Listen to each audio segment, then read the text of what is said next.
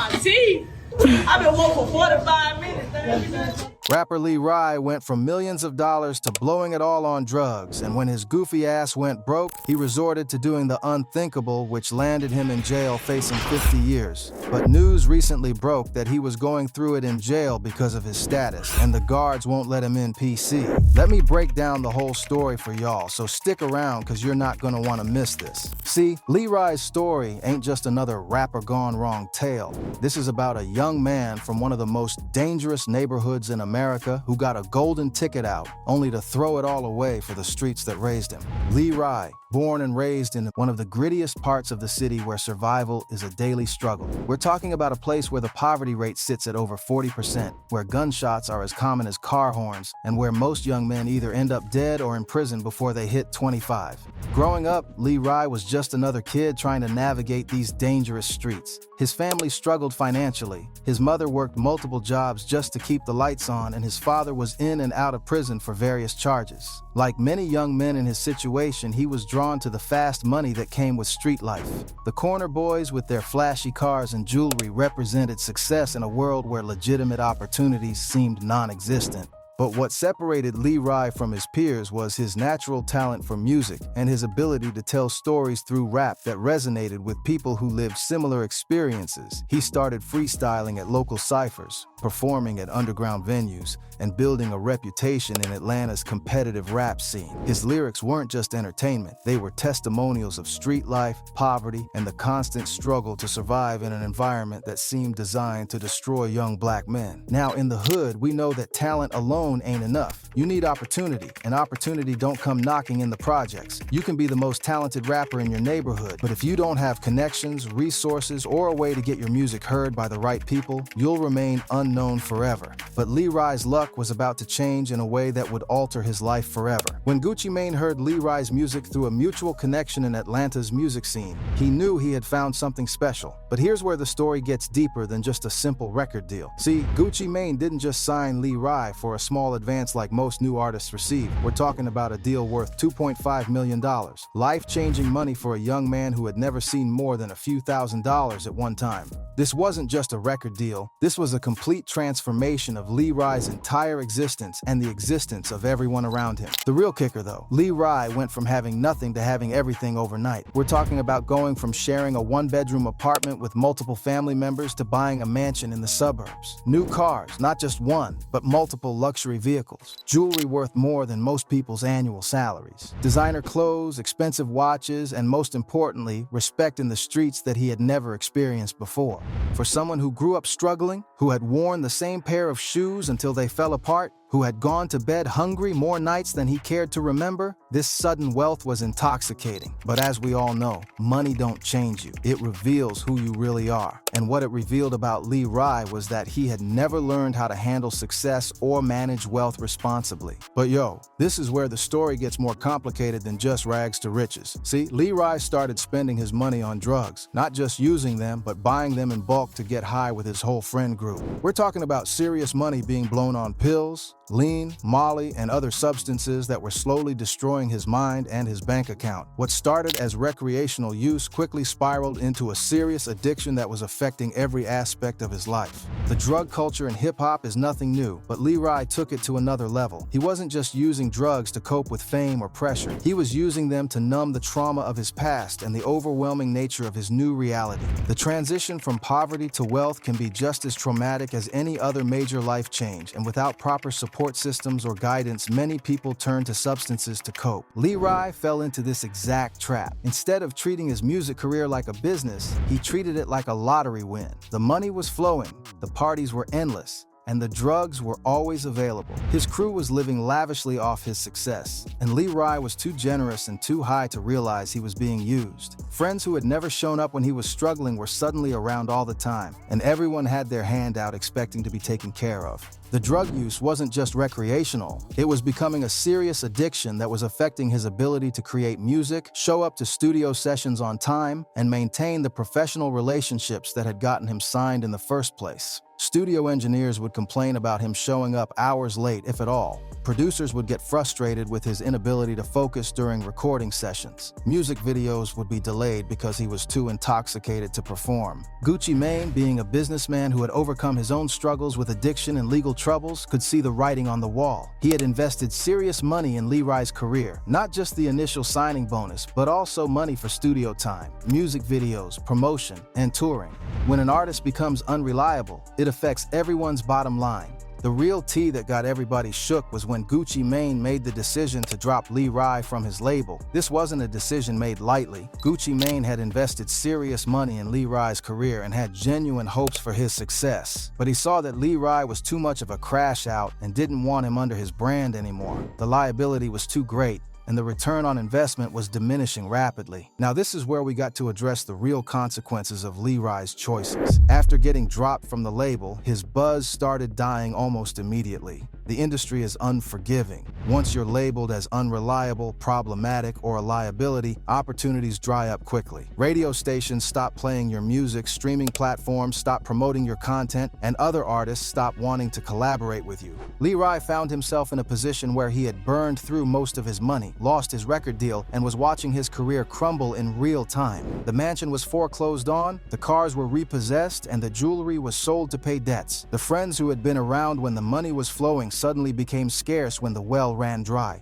Instead of fighting to rebuild his career, seeking help for his addiction, or trying to make amends with industry contacts, Leroy gave up on rap and started hanging more in the hood. This is a common pattern we see with artists who achieve success but can't handle the pressure or responsibility that comes with it. The streets that they came from start looking like a comfortable place to retreat to, even though those same streets are what they were trying to escape in the first place. But here's where it gets real dangerous. When you've tasted success and lost it, going back to the streets isn't the same as never leaving. You're now a target because people know you had money, and they assume you still have access to it or connections that could be valuable. You're also dealing with the psychological trauma of failure, which can lead to desperate decisions and poor judgment. The real kicker, though, Leroy was already in trouble with the law before his major incident. He had been arrested for a misdemeanor charge, probably something related to drug possession or a minor altercation, and was released on bond. For a moment, it seemed like he might have dodged a bullet and could potentially get his life back on track. But after just 2 hours of being free, the federal agents came and picked him up. This time, it wasn't for a minor charge or a state-level offense.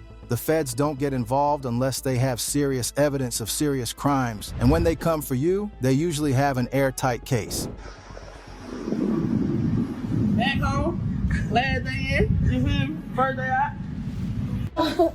Brush my teeth. I've been woke for 45 minutes, 30 minutes. Let me break down for y'all what actually happened that landed Leroy in his current situation, because this is where the story gets really wild. He was at a recording studio, probably trying to get his career back on track, or maybe just hanging around the music scene because it was familiar territory. In the studio environment, it's not uncommon for people to have large amounts of money, whether it's for studio time, equipment purchases, or other business transactions. On this particular day, there was someone at the studio who had $100,000 in cash on them. We don't know exactly why they had that much money or what it was for, but in the music industry, large cash transactions aren't unusual. It could have been payment for a feature. But Leroy, desperate and probably under the influence, saw an opportunity to solve his financial problems quickly. Along with one of his homies, probably someone from his old neighborhood who was also struggling financially, he made the decision to rob this person. We're talking about armed robbery, a federal offense that carries serious time, especially when it involves large amounts of money. The victim, showing more courage than most people would in that situation, refused to give up the bag. This is where the situation escalated from robbery to something much more serious. That's when Leroy made the decision that would change his life forever. He fired the gun. Fortunately for everyone involved, he missed, but attempted murder was now added to the charges along with armed robbery and weapons violations. Realizing the gravity of what had just happened, Leroy and his accomplice ran away from the scene, but the damage was done. In today's world, with security cameras everywhere and digital evidence being so easy to collect, running away doesn't mean you'll get away. The authorities had enough evidence to identify and locate Lee Rai within hours of the incident. Now, let's talk about what's happening to Lee Rai in prison right now, because this is where the story gets really tragic. He's facing up to 50 years in federal prison for armed robbery, attempted murder, and weapons charges. At his age, this is essentially a life sentence. Even if he gets the minimum sentence, he'll be an old man by the time he's released, assuming he survives his incarceration. But the legal troubles are just the beginning of his problems. Lee Rai doesn't have the money to hire a good lawyer, the kind of high-powered attorney who might be able to negotiate a plea deal or find technicalities that could reduce his sentence. All that money from his record deal, gone. Blown on drugs, parties, cars that were repossessed, and supporting people who disappeared the moment he got arrested. He's stuck with a public defender who, while potentially competent and well-intentioned, doesn't have the resources, time, or connections to mount the kind of defense that could potentially save Lee Rai's life. Public defenders are overworked, underpaid, and handling dozens of cases at once. They simply can't provide the same level of attention and resources that a private attorney could. The real tragedy, though, is what's happening to him inside the prison walls. Since Lee Rai is famous, or at least was famous in certain circles, he's become a target for other inmates. In prison culture, celebrities are often seen as soft, privileged, or having access to money and resources that regular inmates don't have. This makes them targets for violence, extortion, and general harassment. According to sources close to the situation, Lee Rai has been getting pressed by other inmates who see him as an easy target. We're talking about physical altercations where he's been jumped by multiple inmates, threats against his life, constant intimidation, and demands for money or commissary items that he doesn't have. For someone who was living the high life just a few years ago, surrounded by security and luxury, this reality is probably more shocking than anything he could have imagined. Prison is a completely different world with its own rules, hierarchies, and codes of conduct. What matters on the outside, fame, money, connections, often means nothing behind bars. In fact, it can make you a target. Other inmates see celebrities as people who had opportunities they never had, who wasted chances they would have killed for, and who deserve whatever happens to them. But here's where it gets even worse. The prison guards are refusing to put him in protective custody. PC, as it's called in prison, is where inmates who are at risk of violence are housed separately from the general population. It's not a pleasant place to be. You're essentially in solitary confinement for most of the day, but it's safer than being in general population when you have a target on your back. Lee Rai's situation is made worse by the nature of his crimes. Armed robbery and attempted murder aren't crimes that earn respect in prison. If he had been locked up for drug dealing, organized crime, or other business-related crimes, he might have had more respect from other inmates. But robbery, especially of someone in the music industry, is seen as desperate, dishonorable, and the act of someone who couldn't handle their success. The psychological impact of this situation cannot be overstated. Lee Rai went from being celebrated, wealthy, and surrounded by people who catered to his every need, to being despised, broke, and constantly in fear for his life. The mental health challenges that come with such a dramatic fall are severe, and without proper support or treatment, many people in his situation don't survive, either physically or mentally. The real question is whether Lee Rai can survive this experience, both physically and mentally. Prison changes people, and not usually for the better. The constant threat of violence, the isolation from everything familiar, the knowledge that you might never get out, and the daily humiliation of prison life can break even the strongest person. Many celebrities who have gone to prison come out completely different people, if they come out at all. And at the end of the day, Lee Rai's situation isn't just about one man's fall from grace. It's about the cycle of poverty, violence, and poor decision-making that traps so many young men from disadvantaged communities. It's about how sudden wealth without proper guidance, financial education, and support systems can be just as destructive as poverty. And it's about how the streets that raise you can ultimately destroy you, even when you think you've escaped them.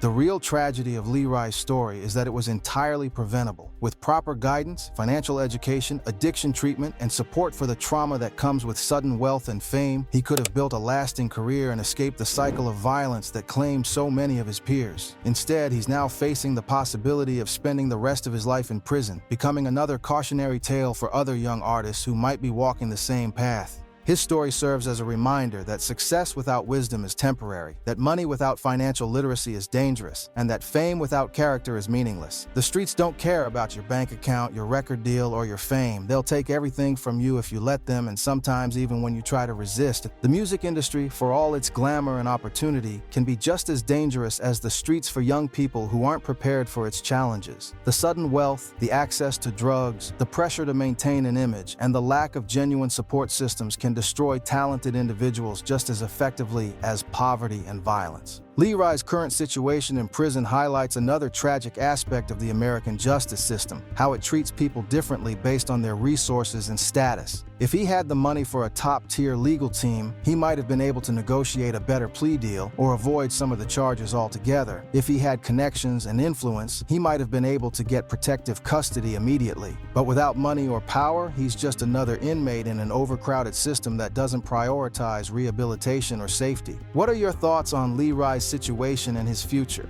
Do you think he deserves a second chance, or are the consequences of his actions justified? How can the music industry better support young artists who come from disadvantaged backgrounds? Share your thoughts in the comments below, and make sure to subscribe for more content breaking down the real stories behind the headlines. The streets are always watching, and we're here to tell their stories, the good, the bad, and the ugly. Real talk, Leroy's story is far from over, but right now it's looking like a tragedy that could have been avoided with better choices, better support, and better understanding of the responsibilities that come with success. Let that sink in for a minute, and remember, every choice has consequences, and some consequences last a lifetime.